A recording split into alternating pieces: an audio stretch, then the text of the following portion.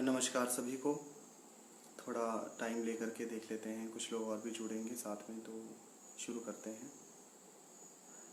क्षमा कीजिएगा, थोड़ा टाइम लग गया लाइव होने के लिए। और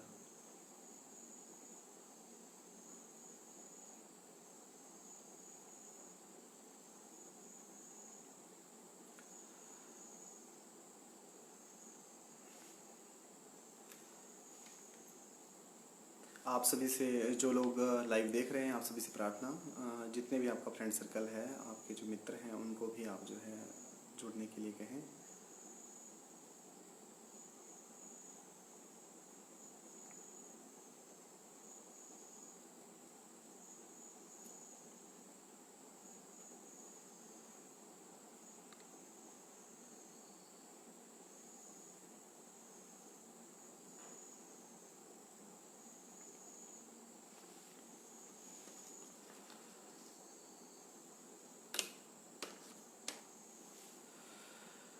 चलिए शुरू करते हैं ना।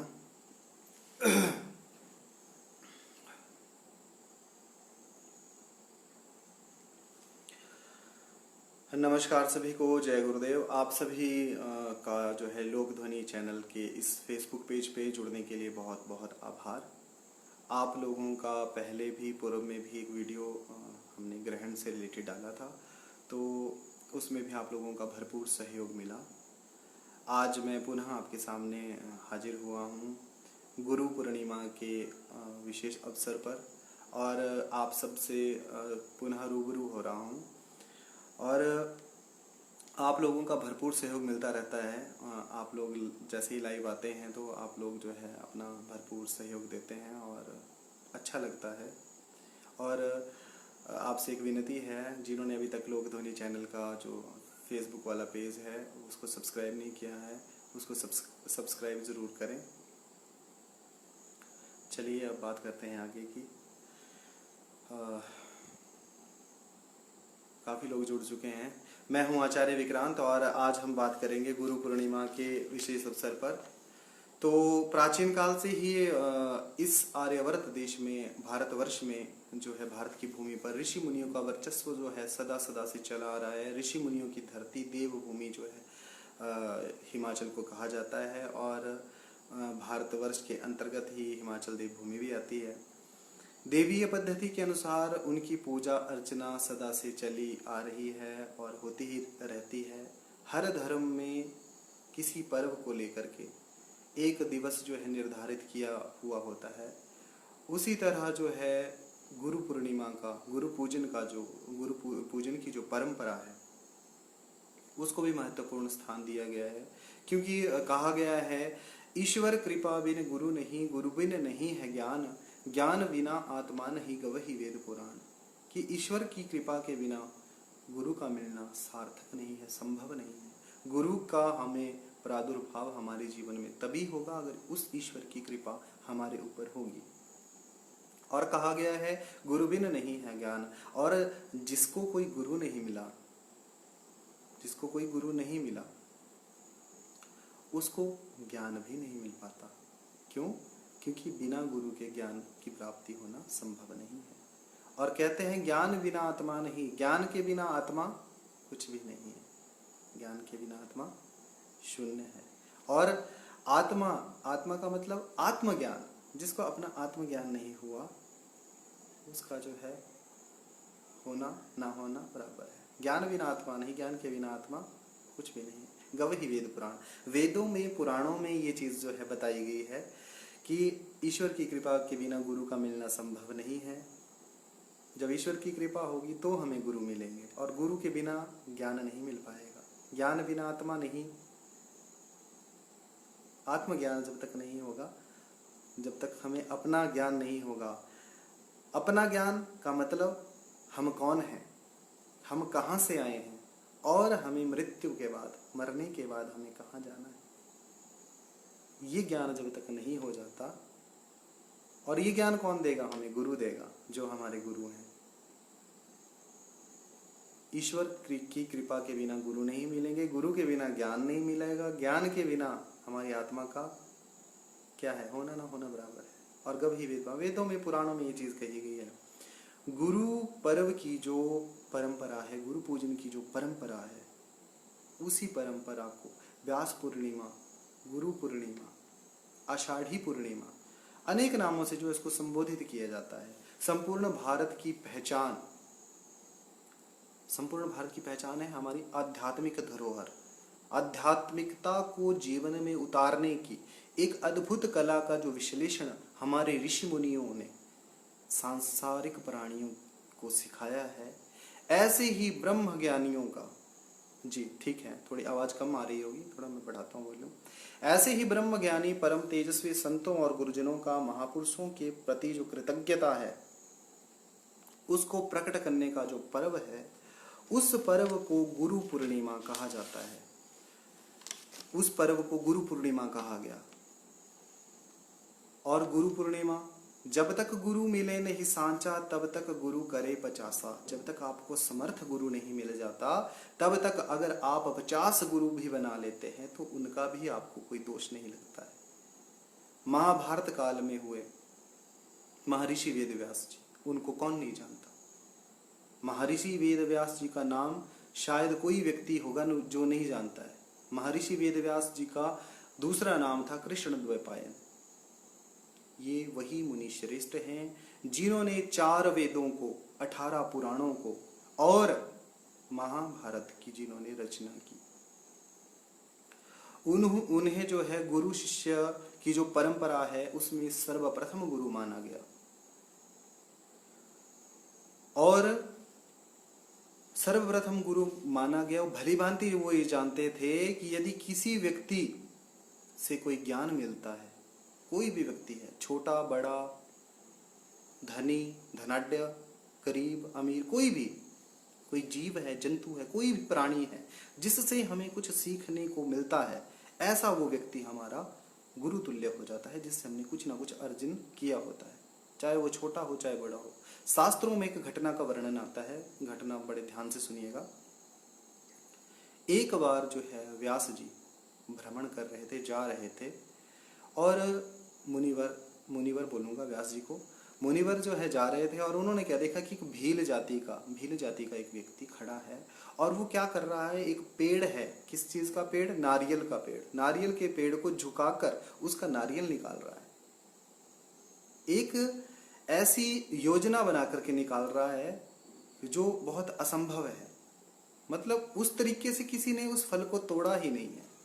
और जब व्यास जी मुनिवर उस चीज को देखते हैं तो क्या देखते हैं कि वो अचानक से उसको तोड़ता है, और जिससे ना तो पेड़ को कोई नुकसान होता है, ना किसी चीज से उसको खुद को चोट लगती है, इतने आसान तरीके से निकालता है। अब व्यास जी क्या करते हैं, उसका पीछा करना शुरू कर देते हैं कि मैं जाऊंगा, इसका पीछा करूंगा और इस विद्या को सीखूंगा। उत्सुकतावश, उत्सुक है, उस चीज को सीखने के इच्छुक हैं, इस वजह से जो है उस जो भील जाति का जो व्यक्ति है उसका पीछा कर रहे हैं। और पीछा करते करते क्या होता है, एक दिन पीछा किया, दूसरे दिन पीछा किया, तीसरे दिन पीछा करते करते वहां पहुंच जाते हैं जहां भील का घर है। अब घर पहुंच जाते हैं, भील को ये पता है कि व्यास जी पीछा कर रहे हैं, लेकिन भील जो है उनको ज्ञान नहीं देना चाहते हैं, वो ज्ञान नहीं बांटना चाहते, वो मंत्र नहीं देना चाहते। क्यों नहीं देना चाहते? भील के मन में शंका है कि मैं एक निम्न जाति का व्यक्ति हूं, अगर मैं व्यास जी को ये मंत्र दे देता हूं तो जो कोई भी किसी भी व्यक्ति को मंत्र देता है, जो व्यक्ति मंत्र प्रदान करता है वो गुरु तुल्य हो जाता है, गुरु सदृश होता है, उसको गुरु माना जाता है। क्योंकि उसने किसी को मंत्र दान किया है, मंत्र दिया है, मननाथ मंत्र दान किया। और मंत्र दान करने के लिए अब क्या है, जो भील है वो नहीं जा रहा, वो नहीं बताना चाहता उसको, वो उसको नहीं बताना चाहता कि कैसे क्या होगा। अब क्या है, इतने में वो जो व्यास जी हैं वो पीछा करते करते पहुंच जाते हैं कहाँ, भील के घर। भील के घर जब पहुंचते हैं तो व्यास जी अपनी पूरा वृतांत, जो उनका बेटा है, जो भील का बेटा है, उसको वो पूरा वृतांत सुनाते हैं। फिर जब पूरा वृतांत सुनाते हैं तो पूरा वृतांत सुनाने के बाद जब वो बच्चा पूरा वृतांत सुन लेता है तो उसके मन में तनिक भी संदेह नहीं रहता, और वो क्या करता है, वो उस मंत्र को जो है व्यास जी को देना चाह रहा है और कहता है कि मैं आपको ये मंत्र दे दूंगा, और मंत्र देने के लिए तैयार हो गया। मंत्र देने के लिए अगले दिन जो है व्यास जी को उसने बुला लिया। अब अगले दिन जो है व्यास जी पधारे, विधि पूर्वक नियम अनुसार श्रद्धा भाव से उस मंत्र को उन्होंने लिया। लेकिन पिताजी देख रहे हैं, उस भील के जो बेटा है उसको भील देख रहा है कि ये मेरा बेटा क्या कर रहा है। और जब पिता ने ये सब देखा तो पिता से रहा नहीं गया। अब जब रहा नहीं गया तो उसने पुत्र से कारण जानना चाहा कि बेटा ये तुमने क्या कर दिया।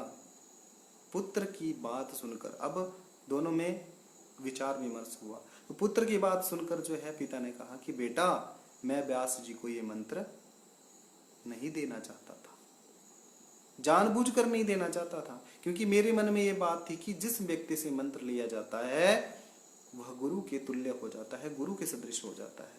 और हम लोग जो है निम्न जाति से संबंध रखते हैं, तो ऐसे में क्या जो परम पूजनीय हैं, श्रद्धेय और विशिष्ट हैं, हमारे से विद्वान हैं, विद्वत जन हैं, और जिनका सम्मान दुनिया करती है, जिनको सारी दुनिया जिनकी जय जयकार करती है, वो क्या हमारे इस गुरु मंत्र को देने के बाद हमारा सम्मान करेंगे? क्यों? क्योंकि हमने मंत्र दिया है, उसके बाद हम गुरु हैं उनके। तो क्या वो हमारा सम्मान करेंगे या नहीं करेंगे?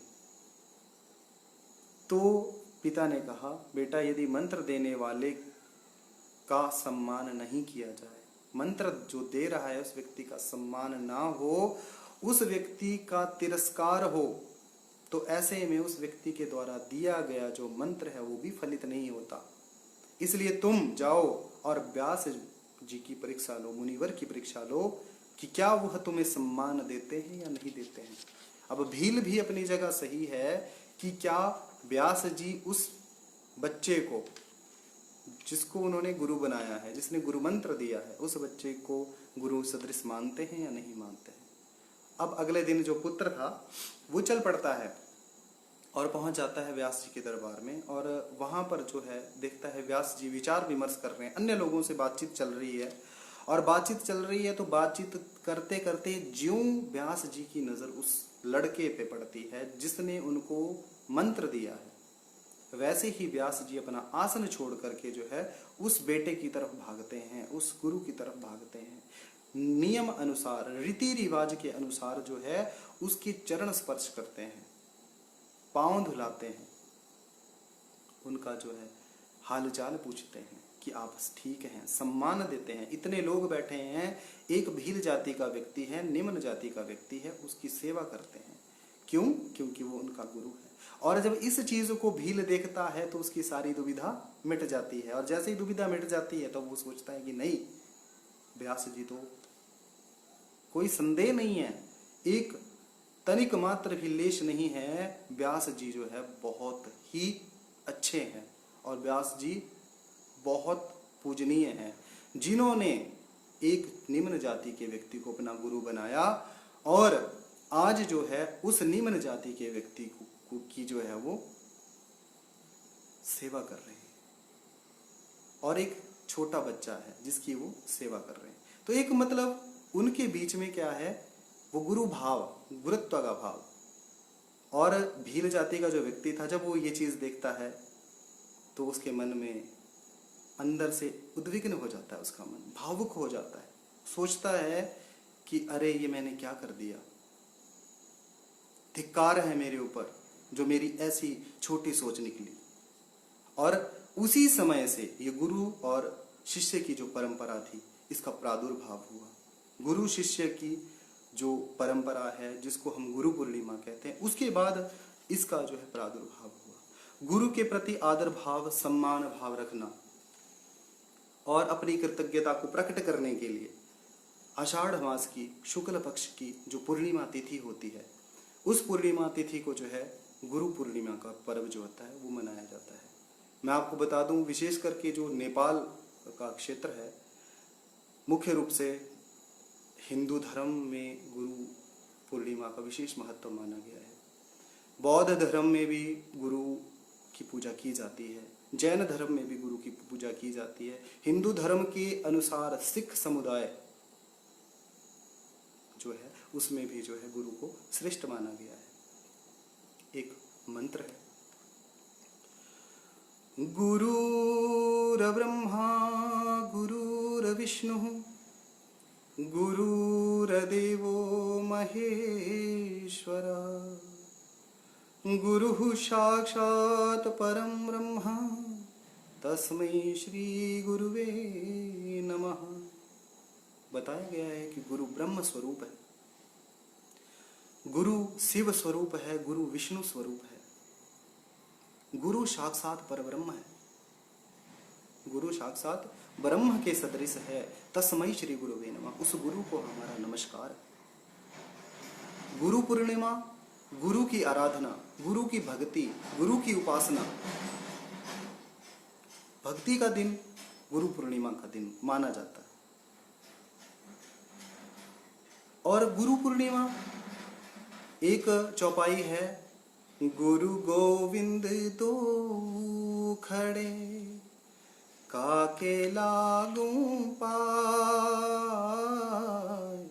गुरु गोविंद दो खड़े काके लागू पाय, बलिहारी गुरु आपने जिन गोविंद दियो मिलाय कबीरा, गोविंद दियो बताए।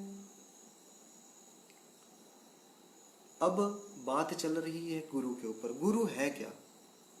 गुणकारम च गुणातीतम रूपकार रूपवर्जितम गुणातीतम रूपम च तद्यात सह गुरु समृता। अर्थात गुणकार का अर्थ है गुण, 3 प्रकारों की गुण, सत्वगुण, रजोगुण और तमोगुण। इन तीनों गुणों से अतीत होता है। और रुकार, रुकार रूप वर्जितम, जो रू है वो कैसा? रूप से रहित। इसलिए बोला गया त्रिगुणातीत, त्रिगुण अतीत, 3 गुणों को से जो मिश्रित है, रूप रहित ईश्वर की जो परम सत्ता है वही सदगुरु कहलाता है।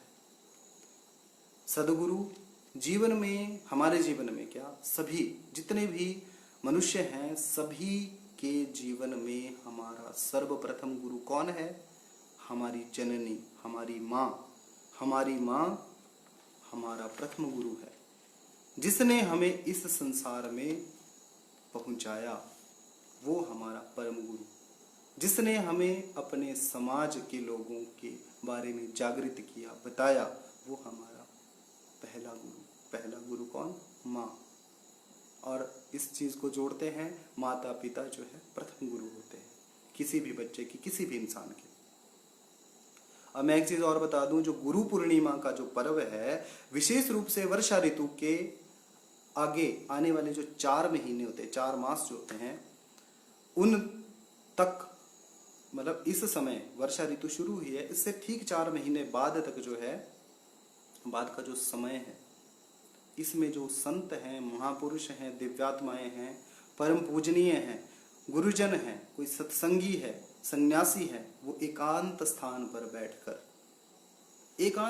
पर बैठकर जो उनके शिष्य हैं उनको ज्ञान गंगा में प्रवेश करवाया जाता है, प्रवेश करवाते हैं। आध्यात्मिक ज्ञान उनको बांटा जाता है। क्योंकि इन 4 महीनों में जो हमारा मौसम है वो मौसम ऐसा है, ना ज्यादा अधिक ठंडा है ना ज्यादा अधिक गर्म रहता है। इसलिए स्वाध्याय, पठन पाठन का जो विषय है, मनन का जो विषय है, साधना के लिए ये समय उपयुक्त कहा गया है। क्यों? क्योंकि गुरु की पूर्ण कृपा इसमें होती है। अध्ययन के लिए उपयुक्त समय माना गया। वेदाध्ययन के लिए, वेदों का अध्ययन कर सकते हो, किसी गुरु से दीक्षा लेनी है ले सकते हो। क्यों? मन लगेगा। साधना के लिए, अध्ययन के लिए उपयुक्त समय माना गया है। जैसे ज्ञानार्जन करने से मन को शीतलता की प्राप्ति होती है, जब हमें कोई ज्ञान मिल जाता है ना, मन में बड़ी शांति मिलती है, वैसे ही ठीक गुरु के चरणों में बैठने से भक्ति, ज्ञान, वैराग्य और शक्ति की प्राप्ति होती है। और एक चीज और, गुरु होई गुरु जो शब्द स्नेही, शब्द बिना दूसर ना सही। गुरु कैसा? ऐसा गुरु जो शब्द भेदी हो, जो शब्द का ज्ञान दे। शब्द माने मंत्र, मंत्र का ज्ञान दे। और ऐसा मंत्र जिस मंत्र का उच्चारण करने मात्र से आपकी जो जीवात्मा है, हर व्यक्ति के अंदर क्या है? एक आत्मा है, और उस आत्मा को हम जीवात्मा कहते हैं। तो उस जीवात्मा का सीधा संबंध उस ईश्वर से है, उस परमपिता परमेश्वर से है। और उस परमेश्वर से जीते जी इस देह, इस किराए के मकान से उस ईश्वर तक पहुंचना बहुत मुश्किल है, किंतु सार्थक है। जैसा भी कहा, होई गुरु जो शब्द स्नेही, शब्द बिना दूसर ना सही। गुरु वो होता है जो जीते जी आपको इह लोक से परलोक तक उस ईश्वर से, उस परमपिता परमात्मा से मिलाने का हुनर रखता है, जिसको वो रास्ता मालूम है। उदाहरण के तौर पर आपको दिल्ली जाना है, और आप दिल्ली तभी पहुंच पाएंगे जब आपको रास्ता मालूम होगा, या कोई चालक लोकयान के द्वारा, बस के द्वारा आपको वहां तक पहुंचाए। पहुंचेगा तभी जब उसको रास्ता पता होगा। अगर आपको रास्ता पता नहीं है तो आप नहीं पहुंच पाएंगे। और गुरु कैसा होना चाहिए? करके प्रकाशवान बना करके हमें उस चीज की खोज करवाएंगे जो हमें ढूंढनी है। गुरु हमें अंधकार से प्रकाश की ओर ले जाता है, सत्मार्ग पर चलना सिखाता है। सच्चा मार्ग जो है कौन सा है, अच्छा मार्ग कौन सा है, वहां पर हमें वो चलना सिखाते हैं। कौन? हमारे सतगुरु। गुरु जो है इस संसार में सबसे शक्तिशाली माने गए, और सबसे शक्तिशाली अंग जो है मनुष्य का, गुरु है। और बोलते हैं, एक चौपाई है, कन्न फूका गुरु हद का। कुछ गुरु ऐसे होते हैं जो कान में मंत्र देते हैं, उनको कहा गया है कन्न फुक्का।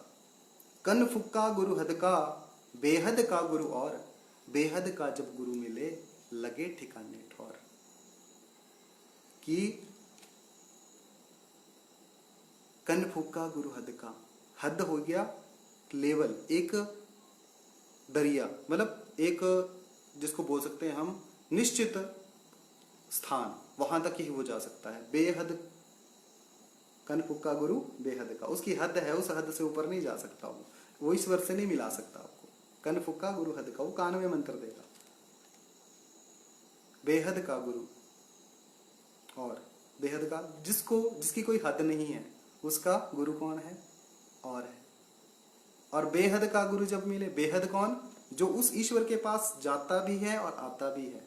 यह लोक में, इस संसार में रहते हुए वो उस ईश्वर से मिलता है, और उस ईश्वर से मिलने के बाद उसकी जीवात्मा इस भूमि धरा धाम पे आती है। बेहद का गुरु। और बेहद का गुरु जब मिले, जो बेहद है, जिसकी कोई सीमा नहीं है, उस सीमा से जो परे है, अर्थात वो ईश्वर से भी मिलता है और जमीन पे भी आता है, मतलब इस संसार में भी आता है। तो ऐसा गुरु जो ऊपर भी और यहाँ भी समान रूप से रहता है, अगर वो मिल जाए तो लगे ठिकाने ठौर। तो वो खुद भी ठिकाने लगेगा और अपने शिष्य को भी ठिकाने लगाएगा, ठीक जगह पहुंचाएगा। अब सतगुरु की पहचान क्या करते हैं हम? मान लीजिए हम दुकान में जाते हैं और हमें एक घड़ा खरीदना है, तो हम उस घड़े को देखेंगे, उसको टकटकी करेंगे, उसके ऊपर आवाज करेंगे और देखेंगे कि क्या घड़ा सही है या नहीं है, कोई इसमें छेद तो नहीं है, कहीं से पानी तो नहीं निकलेगा। तो उसी तरह हमें जो है परख करनी चाहिए हमारा गुरु कैसा हो। और गुरु की पहचान भी बता दूं, जो संत सदगुरु होते हैं उनको, उनकी पहचान बिना उनके सत्संग और उपदेश के होना संभव नहीं है। फिर भी उनके कुछ लक्षण होते हैं। संत सदगुरु जो होते हैं वो हमारी ही तरह देहधारी, देह मतलब शरीरधारी, जिनके पास शरीर है, मनुष्यों की तरह देहधारी होते हैं। प्रकृति के नियमों की पालना करती है, प्रकृति के विरुद्ध वो कोई भी ऐसा कार्य नहीं करते जो प्रकृति के विरुद्ध हो। उनका व्यक्तित्व ऐसा होता है जो अत्यधिक प्रभावशाली होता है, जिनकी नजर से नजर भी आप नहीं मिला सकते हो, ऐसे होते हैं गुरु, सदगुरु। नम्र स्वभाव होता है उनका, नम्र, फलदार वृक्ष की तरह। उनमें अपार दया होती है, प्रेम होता है, और आनंद की अनुभूति का भंडार उनके अंदर होता है। किसी भी दुखी जीव जंतु मनुष्य प्राणी इत्यादि किसी को भी वो दुखी नहीं देखते, उनका मन द्रवित हो जाता है। द्रवित समझते हो, बिल्कुल कोमल हृदय वाले, और उनका दर्शन करने मात्र से मन में शांति और सुख का प्रादुर्भाव होता है, अनुभव होता है। उनका स्वभाव सरल होता है। सरल माने किसी से उनको कोई लेना देना नहीं होता, बिल्कुल सरल स्वभाव, सादा जीवन होता है, पवित्र जीवन होता है उनका। सदगुरु पूर्ण ज्ञानी होता है। सदगुरु के अंदर ब्रह्मत्व ज्ञान होता है। उस ईश्वर को पाने का रास्ता, उस रास्ते की उन्होंने खोज की होती है। और हमें भी मनुष्य हैं हम, हमें अच्छे बुरे का खुद ज्ञान है, और हमें ये जीते जी पता होना चाहिए कि हम अगर गुरु ज्ञान लेते हैं तो उस गुरु ज्ञान को लेने के बाद हमें उस ईश्वर की खोज करनी है। आप जितने भी लोग लाइव जुड़े हैं, कृपया मेरी बात पे बड़ा ध्यान दीजिएगा और सोचिएगा।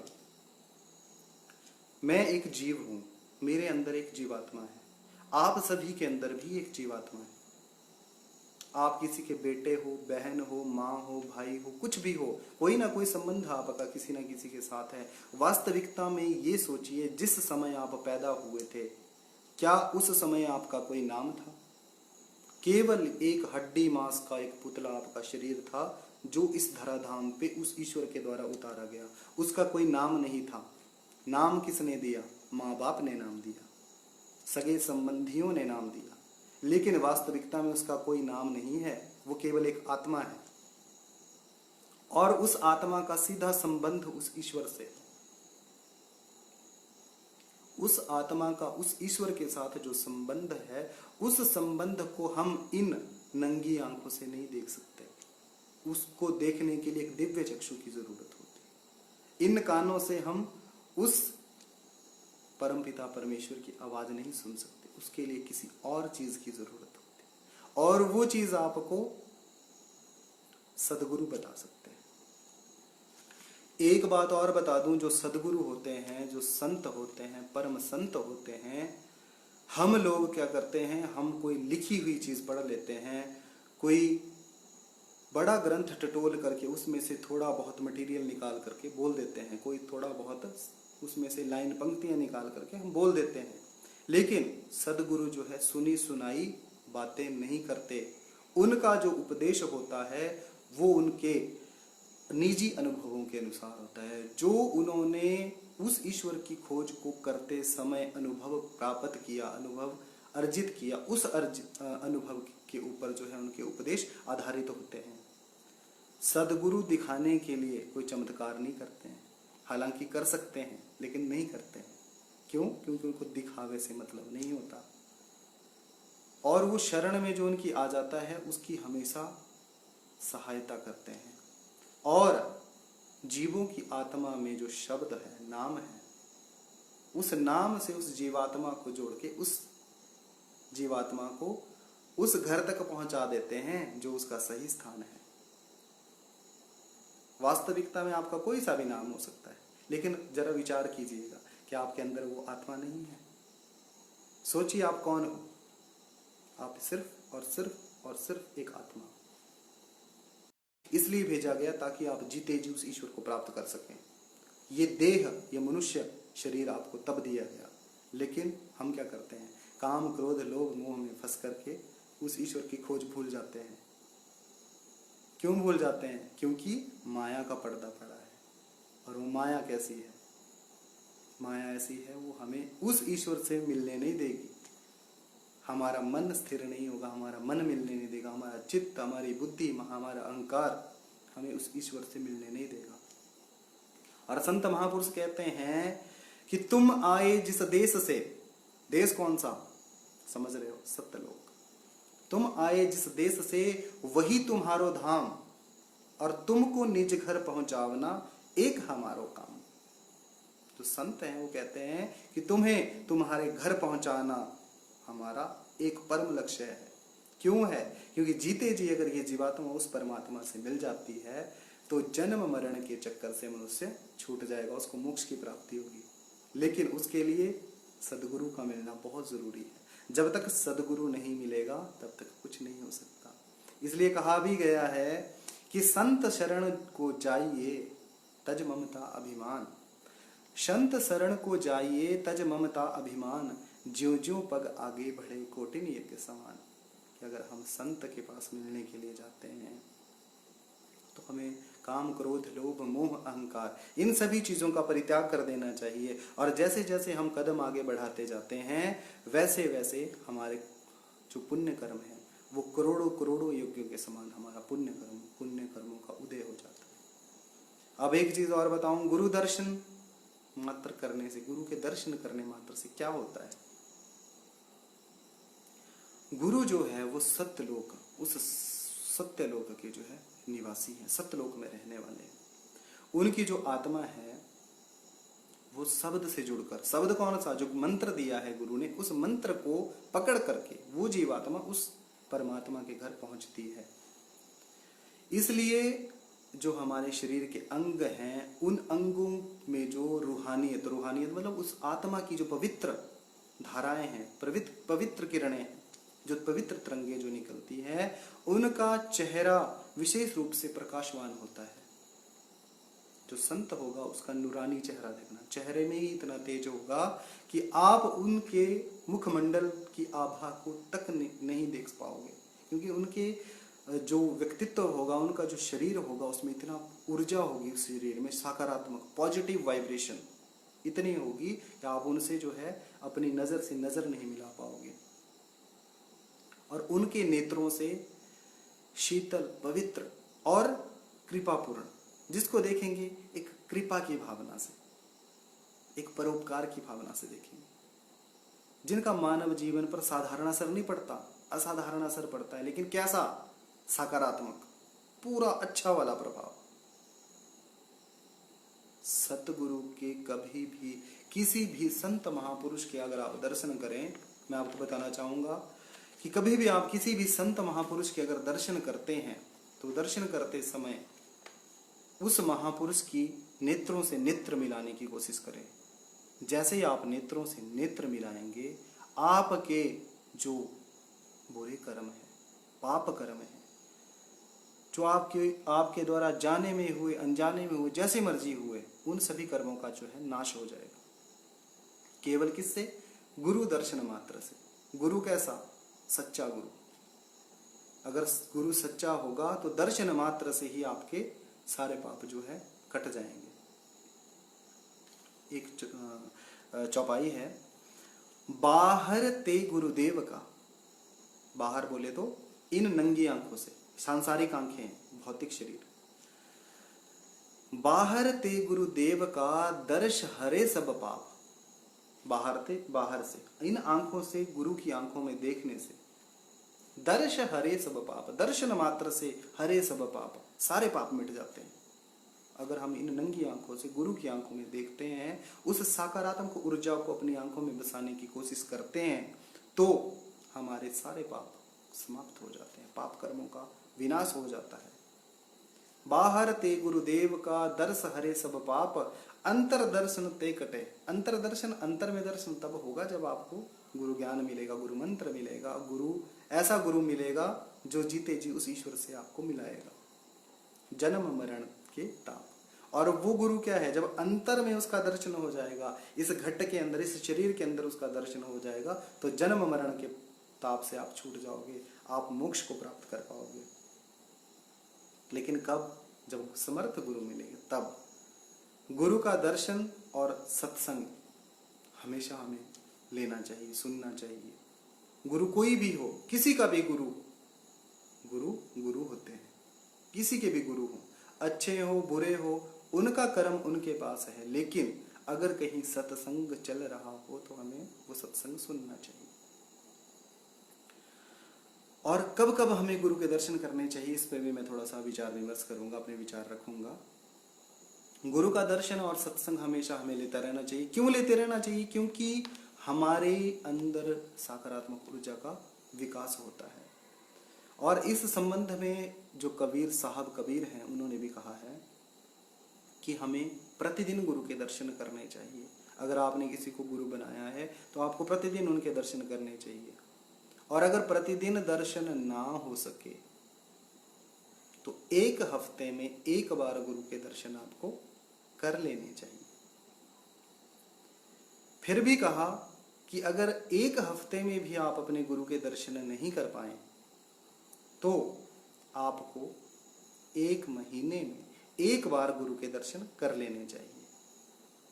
और अगर एक महीने में भी एक बार आप दर्शन नहीं कर पाए तो आपको 3 महीने में एक बार गुरु के दर्शन जरूर करने चाहिए, गुरु के पास जाना चाहिए। और अगर फिर भी 3 महीने, एक महीने में नहीं कर पाए तो 3 महीने बाद दर्शन करने चाहिए।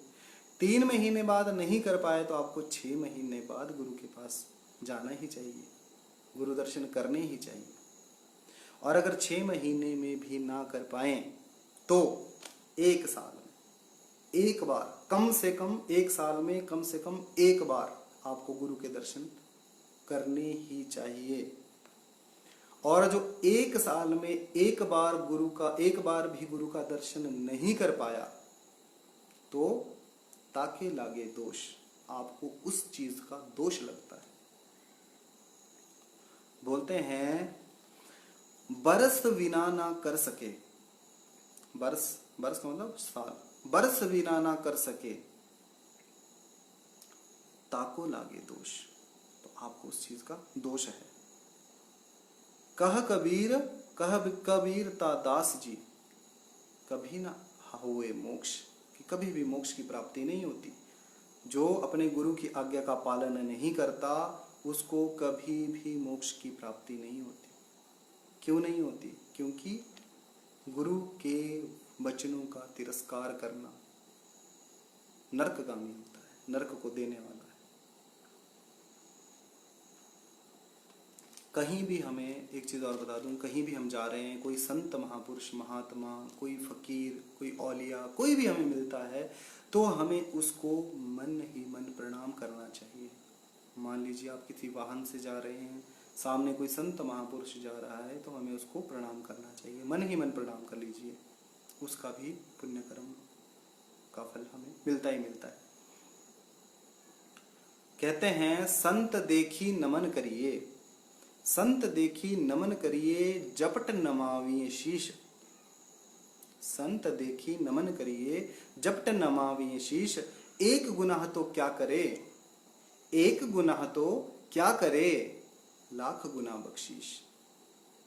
अर्थात हमेशा संत महापुरुषों के दर्शन हो जाने पर मन ही मन हमें उनको प्रणाम करना चाहिए तथा उनके आगे नतमस्तक होकर के जो है शीश झुकाना चाहिए। प्रणाम मात्र से, उनको प्रणाम मात्र करने से ही एक गुना तो क्या, उनको प्रणाम करने से एक गुना तो क्या, लाखों गुनाहों की माफी तक जो है संत महापुरुषों के आशीर्वाद से मिल जाती है।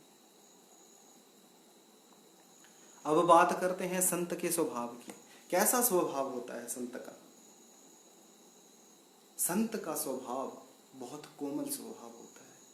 सब कुछ जानते हैं लेकिन फिर भी अनजान बने रहते हैं। कैसे?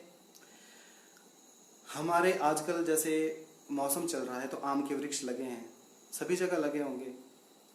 आम के वृक्ष लगे हैं तो उनमें फल भी लगे होंगे, और फल लगे हैं तो क्या होता है, अज्ञानतावश, चाहे कोई छोटा है चाहे कोई बड़ा है, हम जाते हैं और एक कंकड़ उठाते हैं, एक पत्थर उठाते हैं और जाकर के उस पेड़ को मारते हैं पूरा जोर लगा के। क्यों? क्योंकि हमें लोभ है, हमें लालच है। किस चीज का? उस आम के फल का, कि हमें वो आम का फल चाहिए, जैसे मर्जी मिले चाहिए। जाएंगे, पत्थर मारेंगे और उस पेड़ को वो पत्थर लगेगा। गौर फरमाइएगा, क्या होता है कि जहां उस पेड़ पे वो पत्थर लगेगा, जहां उस पेड़ को, उस जीव को, उस पेड़ के अंदर भी क्या है, एक जीवात्मा है, एक जीव है उसके अंदर। जैसे ही वो पत्थर उसको लगेगा तो वहां निशान पड़ जाता है एक छोटा सा, और उससे हल्का हल्का पदार्थ निकलना शुरू हो जाता है। तो वो आम का पेड़ एक चोट सहन करता है, बहुत बड़ी चोट। पत्थर की चोट बहुत तेज लगती है। पत्थर की चोट मारेंगे, फल को नहीं लगी, पेड़ को लग गई, लेकिन पेड़ से क्या है, हल्का सा पदार्थ निकल रहा है, हल्का हल्का। और फिर भी क्या है, वो जो आम का पौधा है, जैसे ही कभी ना कभी चोट लगेगी और वो फल जो लगा हुआ है वो फल नीचे गिरेगा और हम उस फल का सेवन करेंगे, चाहे वो खट्टा हो मीठा हो जैसा मर्जी हो, करेंगे। लेकिन आपने कभी ऐसा देखा कहीं कि कोई आम की टहनी नीचे आई हो और उसने कस के तमाचा मारा हो कि तुम क्यों मुझे सता रहे हो? कभी नहीं होता ऐसा। क्यों नहीं होता? क्योंकि संत महापुरुषों का स्वभाव कैसा है, वो स्वयं कष्ट सहन करेंगे, खुद के लिए कष्ट ले लेंगे, लेकिन अपने शिष्य का कभी भी अहित नहीं चाहेंगे, उसका कभी बुरा नहीं चाहेंगे। ऐसा होता है संत का स्वभाव, स्वयं कष्ट सहन करना लेकिन शिष्य के लिए कभी कष्ट ना होने देना, ऐसा स्वभाव संत का, गुरु का होता है। बात करता हूं, एक छोटा सा वृतांत याद आ गया। एक विश्वजीत नाम का एक व्यक्ति हुआ। विश्वजीत माने विश्व को जीत लेने वाला, जिसने पूरी दुनिया को जीत लिया।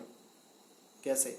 शास्त्रार्थ में। शास्त्रार्थ जिसको 6 शास्त्र, 18 पुराण, 18 उपपुराण, 4 वेदों का जिसको कंठस्थ ज्ञान है, जिसको मंत्र याद हैं, ऋचाएं याद हैं, श्रुतियां याद हैं, जिसको सारी चीजें याद हैं, वो हुआ सर्वजीत, माने सबको जीत लेने वाला। किस चीज में? शास्त्रार्थ में। और वो जो है पढ़ने के लिए काशी बनारस जैसे बड़े बड़े विश्वविद्यालय होते हैं उनमें चला गया, वहां से पढ़ाई पूरी करके आया।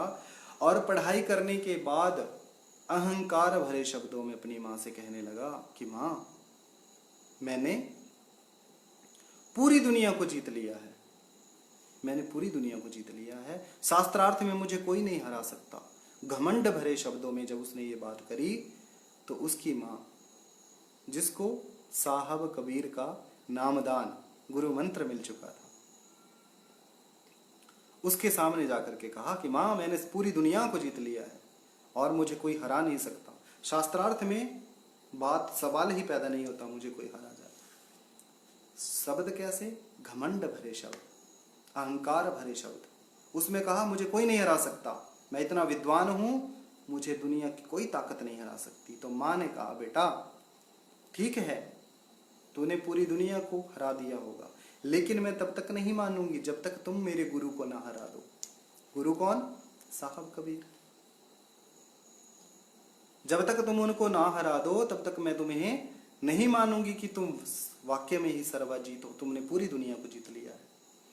अब सर्वजीत के दिमाग में ये चीज घर कर गई कि मुझे हो ना हो, मुझे उस कबीर को हराना ही हराना है, क्योंकि मैं जो है 4 वेदों का ज्ञाता हूँ, 6 शास्त्रों का मुझे ज्ञान है, 18 पुराणों का, 18 उपपुराणों का ज्ञान है, मैं उसको हराऊंगा ही हराऊंगा। चल पड़े हैं सर्वजीत। एक बैल लिया है, बैल के ऊपर अपनी पोथी लादी है, पोथी ग्रंथों को पोथी कहते थे पुराने जमाने में, तो वो ग्रंथ जो है उन्होंने उस बैल के ऊपर स्थापित कर दिए। अब चल पड़े हैं कहाँ? कबीर को ढूंढने।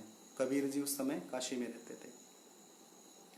अब चले गए, काशी पहुंचे। काशी में पहुंचने के बाद जैसे ही कबीर के घर की तरफ प्रस्थान किया तो कबीर की बेटी जो थी वो घर के दरवाजे पे खड़ी थी। अब जैसे ही पहुंचे तो पूछा कि साहब कबीर का घर यही है? तो जो बेटी थी, बेटी का नाम था कामाली। कामाली को पूछा कि साहब कबीर का घर यही है? तो कामाली का जवाब क्या था? कामाली का जवाब था, कबीर का घर शिखर पे, कबीर का घर शिखर पे जहां चलहली गैल, कबीर का घर शिखर पे जहां चलहली गैल, पतील ना ला दे पीतल का और पंडित ला दे बैल। कि जो साहब कबीर है उनका आशियाना यहां नहीं है। कबीर का घर शिखर पे, शिखर बोले तो उस धाम में, उस परम पिता परमात्मा के घर में उनका वास है। कबीर का घर शिखर पे जहां चलहली गैल, जहां पे प्रकाश पुंज, इस धरती का धराधाम का प्रकाश पुंज तक नहीं पहुंच सकता, वहां उनका धाम है। और ये तुम इतना बड़ा बैल लाद करके कहां जा रहे हो? अब सर्वजीत के मन में एक विचार आया कि इतनी बड़ी बात बोल दी इसने, ये दोहा चौपाई लगे धर्म ग्रंथ खोलने, पोथियां निकालने लगे, 6 शास्त्र 18 पुराण। अब सोच रहे हैं, विचार कर रहे हैं मन में कि ऐसा कोई श्लोक दोहा चौपाई तो मैंने कहीं पढ़ी नहीं। इतने बड़े बड़े धर्मशास्त्र पढ़ लिए लेकिन मेरे को कहीं ये दोहा चौपाई तो मिली नहीं। अब क्या है, इतने में साहब कबीर आ गए। तो जो साहब कबीर आए, तो जो संत होते हैं वो दीन भाव में रहते हैं, हमेशा ही कोमल स्वभाव में रहते हैं, उनको किसी से कोई लेना देना नहीं होता। अब जब आए तो पूछा कि हाँ बेटा, क्या बात है, क्यों आए हो? तो विश्वजीत ने कहा कि मेरा नाम विश्वजीत है, मैंने पूरी दुनिया को जीत लिया है और शास्त्रार्थ में मुझे कोई हरा नहीं सकता। और मेरी माँ कहती है कि अगर तू मेरे गुरु को हरा देगा तो मैं मान जाऊंगी कि सच में ही तूने पूरी दुनिया को जीत लिया है। घमंड भरे, अहंकार भरे शब्दों में विश्वजीत ने ये बात साहब कबीर से कही। अब कबीर जी कहने लगे कि मैं तो अनपढ़ आदमी हूं, मैं एक अनपढ़ व्यक्ति हूं। अगर तुम शास्त्रार्थ तो दूर की बात, अगर तुम इन पुस्तकों का नाम भी मुझसे पूछोगे तो मुझे वो भी नहीं आएगा। क्यों? क्योंकि मैं अनपढ़ हूं। तो मैं क्या शास्त्रार्थ करूंगा आपसे? मैं तो पहले ही हार चुका हूं, मैं कोई शास्त्रार्थ नहीं कर सकता आपसे। तो कहा ठीक है, अगर आपने हार मान ली है तो मैं अपनी मां को कैसे बताऊंगा कि मैंने आपको शास्त्रार्थ में हरा दिया है। अब सर्वाजीत कहने लगे कि आप जो है, उस समय जो है कोई लिखने का साधन ऐसा नहीं था, कोई पुस्तक, कोई उत्तर पुस्तिका, कुछ नहीं था ऐसा। तो कपड़े के ऊपर जो है उस संदेश को लिखा जाता था जो हमने किसी को भेजना होता था। तो सर्वजीत कहता है, उसको हम पट्टा बोलते थे, पट्टा करवा लो, पट्टा का लिखवा लो, ठीक है। तो उसने बोला कि ठीक है, मेरी माँ ये बात नहीं मानेगी, इसलिए आप ऐसा करो कि मुझे लिख करके दे दो, पट्टा करवा लो। तो कबीर जी कहते हैं मुझे तो लिखना भी नहीं आता, मैं तो अनपढ़ हूं। कहा मैं लिख लूंगा, आप कहिए। तो कहा ठीक है, लिख लीजिए। और उसमें मैं अंगूठा लगा दूंगा, मैं अंगूठा छापूं, मैं अंगूठा लगा दूंगा कि मैं हार गया हूं। अब सर्वाजीत जी लगे लिखने। सर्वाजीत जी ने लिखा कि आज शास्त्रार्थ में मैंने, विश्वजीत ने साहब कबीर को हरा दिया। और हराया कैसे? बहुत बुरे तरीके से हरा दिया। शास्त्रार्थ ऐसा हुआ कि साहब कबीर ने हार मान ली। लिख दिया संदेश और उसको फोल्ड किया और चल पड़े। अब घर पहुंचे, माँ के पास आए, वही घमंड भरे शब्द, माँ मैंने साहब कबीर को हरा दिया। माँ ने कहा मैं नहीं मानती, तुम साहब कबीर को नहीं हरा सकते। कहते कैसे नहीं मानते? मैं तो पट्टा करा के लेके आया हूं, मैं तो लिखवा के लेके आया हूं। कहे दिखाओ। पट्टा खोला, कहा पढ़ो। अब पढ़ने लगे तो जब पढ़ना शुरू किया तो क्या लिखा है कि आज शास्त्रार्थ में साहब कबीर ने विश्वजीत को बुरी तरह परास्त कर दिया। अब विश्वजीत सोचने लगा कि मैं उत्सुकतावश कुछ गलत लिख गया हूं, गलती हो गई है, पुनः जाता हूं माँ, ये मैंने जल्दी जल्दी में लिख दिया, मैं पुनः जा करके दोबारा लिखवा के लाता हूं। अब साहब कबीर के पास गए तो जब वहां पे लिखवाया, दोबारा लिखवाया, साहब कबीर गलती हो गई, लिखने में थोड़ी गलती रह गई थी, तो अब मैं पुनः लिखना चाहता हूं। तो साहब कबीर ने कहा ठीक है, लिख लीजिए। और साहब कबीर क्या कहते हैं कि अब की बार खूब खूब लिखना, कि शास्त्रार्थ में जो जो हुआ बहुत बुरी तरह से। ठीक है जी। विश्वजीत मान गए। विश्वजीत हाँ ठीक है, मैं बिल्कुल बढ़ा चढ़ा के लिखूंगा ताकि मेरी माँ जो है मान जाए। बढ़ा चढ़ा के लिख रहे हैं कि आज साहब कबीर ने शास्त्रार्थ में, सॉरी विश्वजीत ने शास्त्रार्थ में साहब कबीर को हरा दिया। लिख दिया, फोल्ड किया, फिर चल पड़े घर को। पहुंचे माँ के पास, दोबारा खोलते हैं, देखते क्या है, फिर वही पंक्ति कि आज साहब कबीर ने दूसरी बार शास्त्रार्थ में कभी विश्वजीत को बुरी तरह परास्त कर दिया। ऐसी ही चलता रहा, दूसरी बारी, तीसरी बारी, चौथी बारी, घूमता रहा विश्वजीत, घूमता रहा। अंततः जब विश्वजीत थक गया तो माँ के पास बैठा, रोने लगा कि माँ मैं इतना पढ़ा लिखा हूं लेकिन मैं 4 शब्द भी सही नहीं लिख पा रहा हूं, क्या करूंगा इस विद्या का कि मैं 4 शब्द भी सही नहीं लिख पा रहा।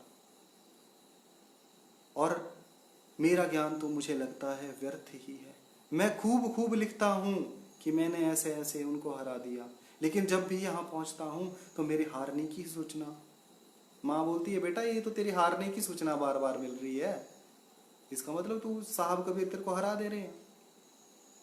तो विश्वजीत कहता है माँ ये जो कबीर हैं कोई जादूगर तो नहीं है कि मैं वहां पे खूब बना बना करके लिखता हूं कि मैंने उनको हरा दिया है, लेकिन यहाँ मेरी हारने की ही सूचना मिलती है। तो माँ ने कहा कि जो संत होते हैं, जो सज्जन होते हैं, जो सदगुरु होते हैं, उनको कोई भी सांसारिक वस्तु उनको हरा नहीं सकती। क्यों? क्योंकि उनका सीधा संबंध उस ईश्वर से होता है। उनके लिए कोई रोक टोक नहीं है। वो ध्यान भजन सुमिरन करके उस ईश्वर को पा लेते हैं। और उनके लिए ये छोटी छोटी चीजें हैं जिनमें हम लोग फंसे रहते हैं। इसलिए हमें समर्थ गुरु की खोज करनी चाहिए, ऐसे गुरु की खोज करनी चाहिए जो इस मनुष्य शरीर में, मनुष्य शरीर के रहते रहते हमारी उस ईश्वर से भेंट करवा दे। किस ईश्वर से? जिस धाम से हम यहाँ धरा धाम पे उतारेंगे। पहला मेरा प्रश्न था कि हम कौन हैं, दूसरा हम यहाँ क्यों आए हैं। आए इसलिए हैं ताकि इस देह, इस मनुष्य शरीर से हम उस ईश्वर की प्राप्ति कर सकें। और आ गए हैं तो मृत्यु के बाद हम कहाँ जाएंगे? जब हमारी श्वासों की पूंजी खत्म हो जाएगी तो कहाँ जाएंगे? तो संत महापुरुषों ने कहा कि तुम आए जिस देश से वही तुम्हारो धाम, जहां से ही जीवात्मा उतारी गई वही तुम्हारो धाम, वही तुम्हारा धाम है। और तुमको निज घर पहुंचावना एक हमारो काम, कि तुम्हें उस धाम, इस धरा धाम से उस धाम तक पहुंचाना मात्र एक हमारा काम।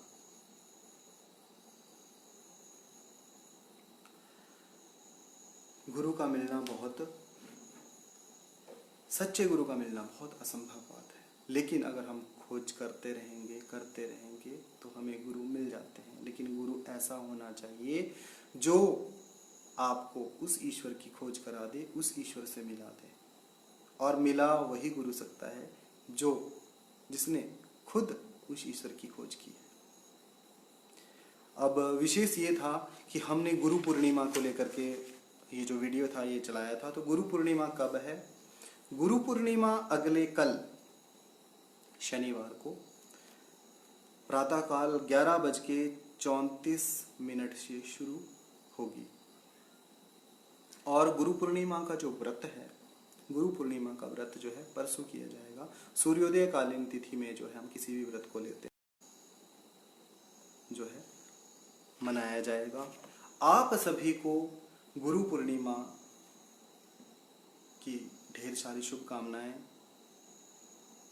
आपके गुरुदेव का आशीर्वाद आपके ऊपर सदैव बना रहे। इन्हीं शब्दों के साथ अगर इस वाणी के द्वारा कोई त्रुटि हो गई हो तो छोटा समझ के माफ कीजिएगा। जय गुरु।